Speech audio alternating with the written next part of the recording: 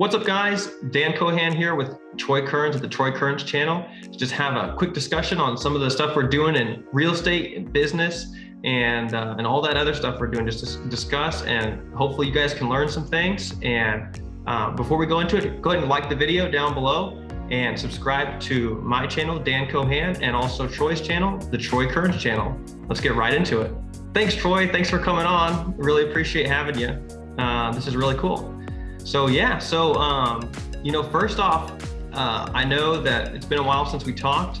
What are some of the big changes that you've been doing? I've been following your videos and stuff. You've been doing things, looking at hotels, parking lots, garages, stuff like that. What are some of the different things you're doing now in your real estate? Well, I'm leveling up. And so I always like to start these conversations by saying, first of all, if you're out here listening and you're hearing Dan and I talk, this stuff is totally intimidating to me still. And, and I do it every day. And so if some of the stuff we're talking about seems like far-fetched or whatever, just understand that if you're listening or you're watching, you can do it too. We're just regular guys, and we're both here trying to inspire you to do something else. But I hope that the stuff I'm about ready to talk to you inspires you, because I never thought I would be doing it. And I'm super excited about where I'm at in my career and where I see myself going. And I hope that journey inspires you. So recently I was watching the Cincinnati Bengals game, and that's what brought me to Kansas City, was watching the Chiefs game. So Football is something that I'm passionate about, and I watch teams. And while I'm watching teams, since I'm passionate about real estate, I, look at real estate because I'm like, oh, that team's cool. Let's see what's going on in Cincinnati. And I had been to Cincinnati 12 years ago with a friend of mine, rest in peace, Andy Chu, back when we were selling lots of REO properties, foreclosures by the bank. In 2010, we visited Cincinnati, where you could have bought houses for $5,000 there, which, and I was just totally intimidated at the time of buying in a different market. I was in Las Vegas, and fast forward, Bengals are going to the Super Bowl. Right. And I was watching that game, and I'm like, let's get on LoopNet here and see what's going on. I'm looking for big commercial projects. That's what I'm looking for now. I'm not looking for residential anymore. And because it just takes as much time. And, because I had to 1031 exchange a bunch of properties, it made sense to do that here. But now I need to focus on growing my stuff. So I go and I look for what I consider to be a unicorn in the real estate business. Okay, it's a unicorn. You never see them for sale, and if you do see them for sale and you're not interested, call me because I'll buy them. But a parking garage was for sale in Cincinnati, Ohio. And I told my wife, just like I told her when we came out to Cincinnati, I said, I'm flying to Cincinnati Thursday. I have Friday off. I take Friday off. That's a new change that I've made. And I got on the app, and I can't find a direct flight from Kansas City to Cincinnati. So I drove out there with one of my guys out here. I go look at the building that you checked out, the Duttenhofer building, which is the video I just put the post on. And I checked out this parking garage, and I'm selling all of my properties in Mississippi, and I'm putting about 15 or 20 of them on the market right now as we speak.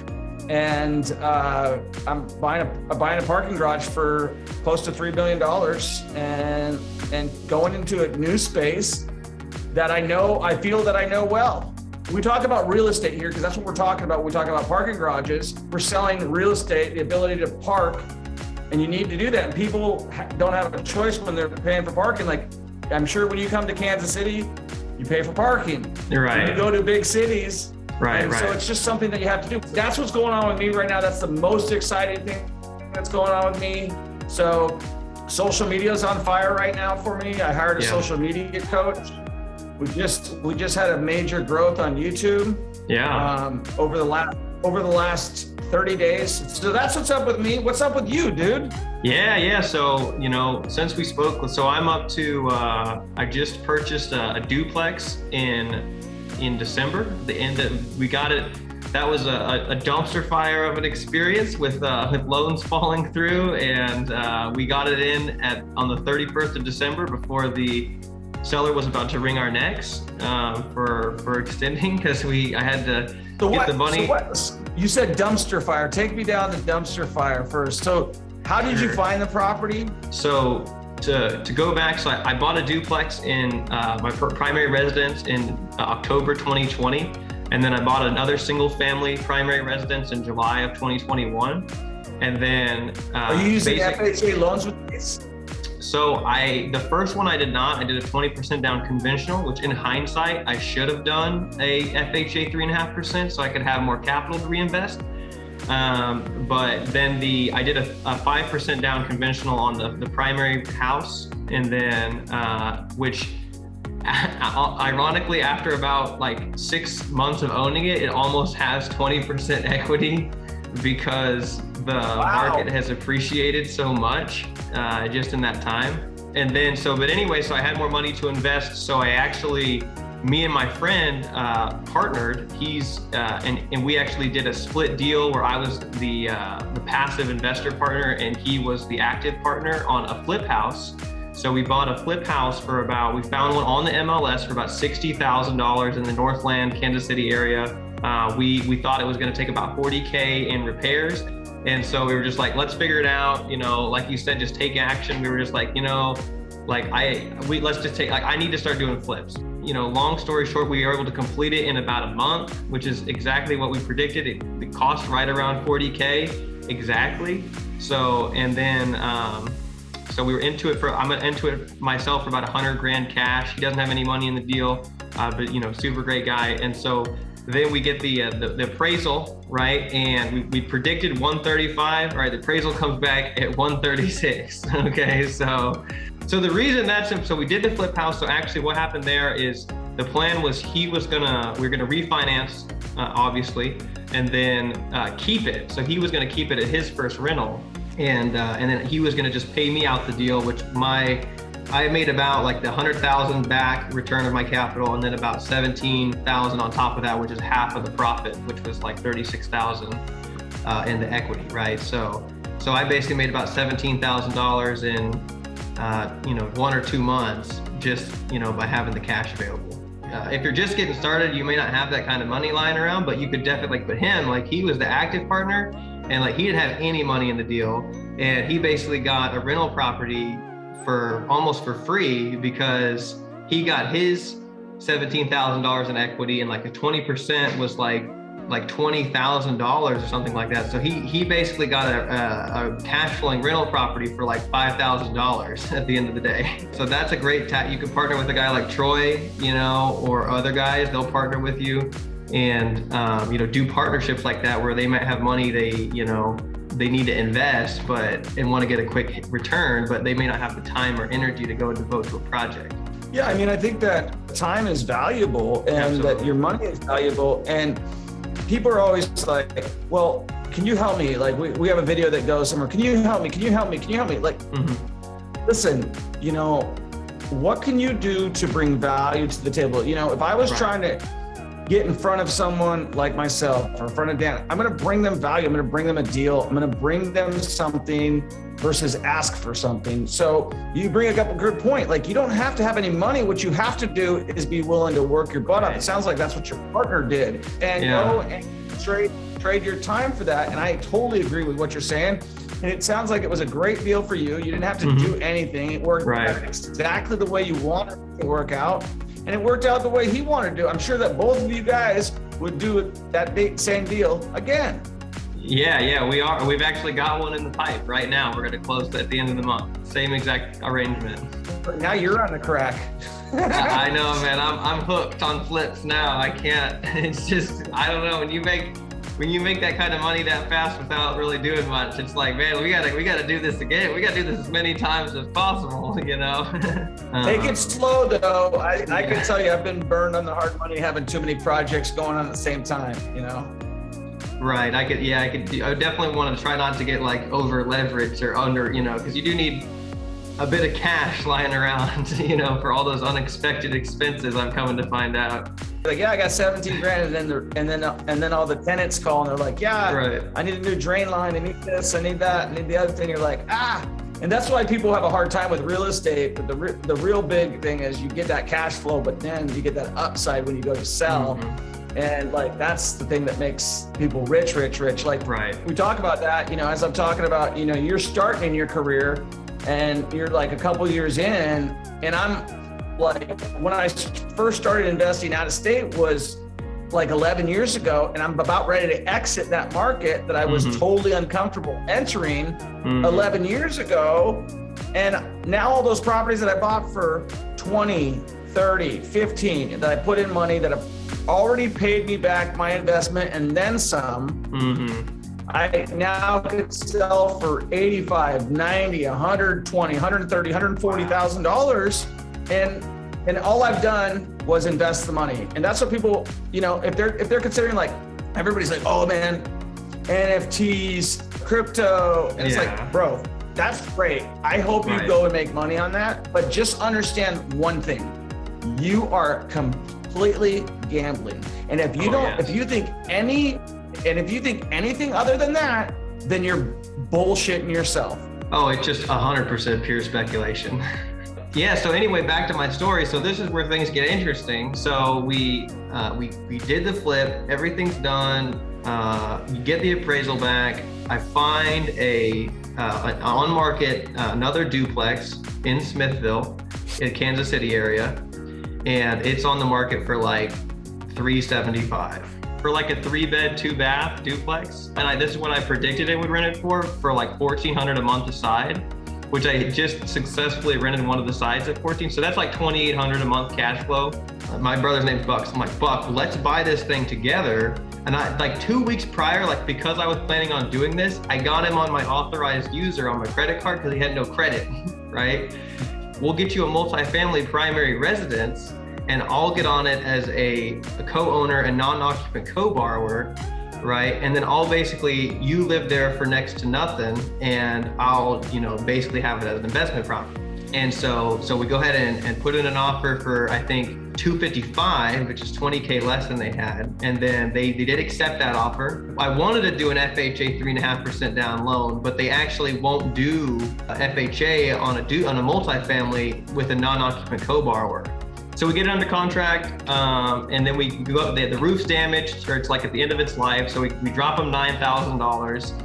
And we also, so this is a clever tactic to save money on the front end. We negotiate in $5,000 closing costs with the seller. You know, in this market, they don't usually do that, but we just upped our purchase price, and then so financing the closing costs. And we were able to go ahead and get a 15% down, 3.5% 30-year fixed on that property. That's awesome. That's awesome. So where it got interesting is my friend that I partner with on this flip. So I need the money from the flip to close on this duplex, right? Because I don't have, it's all tied up, right? So he's getting a loan for the house. They're like, he doesn't have a house yet, right? Like he doesn't have a primary residence. I'm like, oh, you have to have primary residence to get this loan. And they're like, he's like, what? And it just like, you know, they can't do it, you know? And so we have 2 weeks to close. This is like 2 weeks. It's like Christmas is in like a week. Yeah, a lot of things happening right now, you know? So this is cool. So I always call all the for rent signs I see. And so I can get like rental comps. And I also ask, so I always ask like, well, you know, have you ever considered selling? And because if they're like a mom and pop owner or something like that, you know, maybe they do. So so like literally like a minute away from my work, I'm just driving down the street, you know, for rent sign booms, like the first day it's up, and it's this little triplex, and I call it, and I'm like, you know, hey, this is, you know, it's for rent, you know, what's it renting for? And they're like, oh, it's, you know, $400 a month, right? And I'm like that's like, you know, low. Like the thing could rent for like $700 a month. Okay, it's renting for $400, you know, yada yada. Oh, I'd love to see the place.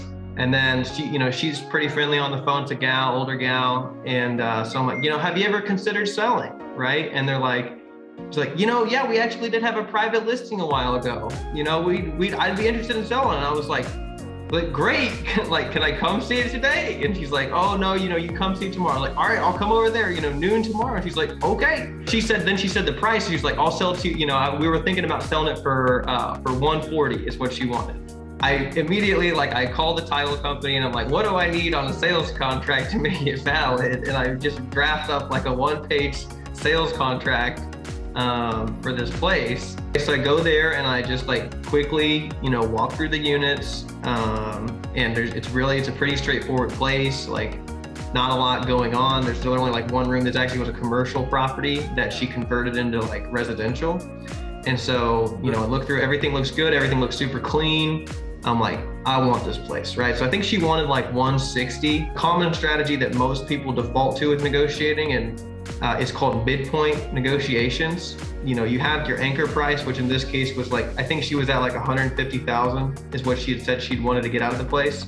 And so, so what I did is like, we walked through and it's just super quick. I was like, all right, you know, like I want it. Like, you know, what do you want to get out of it?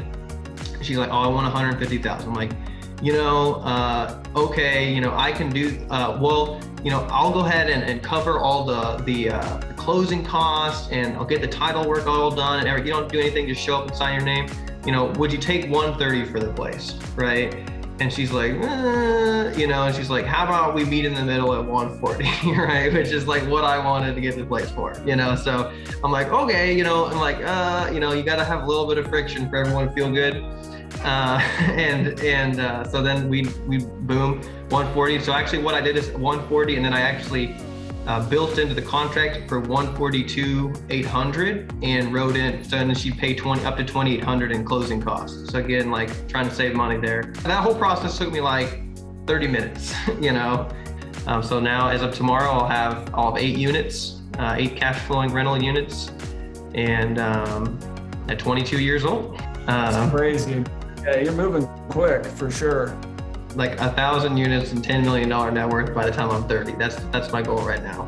I would just say that, like, if you're new and you're investing in real estate, or you're thinking about getting investing, or you're thinking about it, like, you know, Dan's taken massive action here, and that just shows you he's 22 years old. When I was 22, I didn't start, right? I think I was buying my first house at 22. You know, and I went really slow. Dan's taking massive action. He's going to see massive results. If you're young out there, buy your first house, put a roommate in the other room, buy a 5-bedroom house, right? Yeah. And rent out 5 of those bedrooms and go live in your garage. You know what I mean? Like, just suck it up while you're young, so that when you're older, like me, because I did the same things Dan did, but I started later. But when you're older, you have lots of money, lots of time, and you can do what you want to do. You know, I know both of us have YouTube channels. Check out our YouTube channels. There's free education on there for guys who want to get started, right? There's free education. So definitely check out Dan's, definitely check out mine, subscribe to both of our channels, and get started.